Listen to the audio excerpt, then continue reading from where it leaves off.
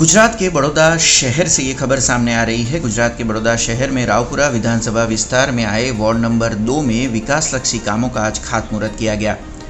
विधानसभा के रावपुरा विस्तार के विधायक और गुजरात विधानसभा के मुख्य दंडक बालकृष्ण शुक्ला की उपस्थिति में ये खातमुहूर्त किया गया था, जिसमें खासतौर पर वार्ड नंबर 2 के काउंसिलरों की भी उपस्थिति रही थी। साथ ही में आम जनता भी वहां पर उपस्थित रही थी।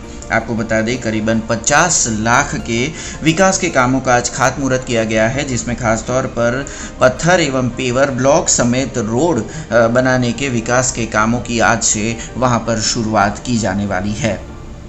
आज रोज रावपुरा विधानसभा विस्तार में जे नवो विस्तार जोड़ायो छे कि जेने के આપણે ઓજી વિસ્તાર કહીએ છીએ તે વિસ્તારમાં ધારાસભ્યશ્રીના 100% ગ્રાન્ટથી પથ્થર પેવિંગ અને રોડના કામો અને સ્વર્ણિમ યોજના અંતર્ગત 1500ની નળિકાનો જે કાર્યક્રમ છે તેના ખાતમુહૂર્તનો કાર્યક્રમ હાથ ધરવામાં આવ્યો હતો। કુલ મળીને 50 લાખથી પણ વધારે કિંમતના આજના લોકાર્પણ અને ખાતમુહૂર્તના કાર્યક્રમોનું આયોજન કરવામાં આવ્યું હતું।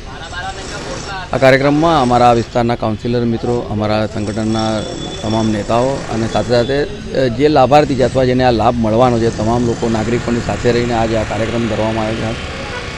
આપના માધ્યમથી વડોદરા શહેરના અને ખાસ કરીને રાવપુરા વિધાનસભા વિસ્તારના તમામ નાગરિકોને વિનંતી કરું છું કે આંતરમાળખાકીય સુવિધાઓના પૈકી કોઈ પણ સુવિધા આપના વિસ્તારમાં બાકી રહી હોય તો તે આપના વિસ્તારમાં રહેતા અમારા સ્થાનિક નેતાઓ અથવા મીડિયાના મિત્રોને જાણ કરશો તો તેથી એ તમામ સુવિધાઓ પૂર્ણ કરવા માટે અમે પ્રયત્ન કરીશું।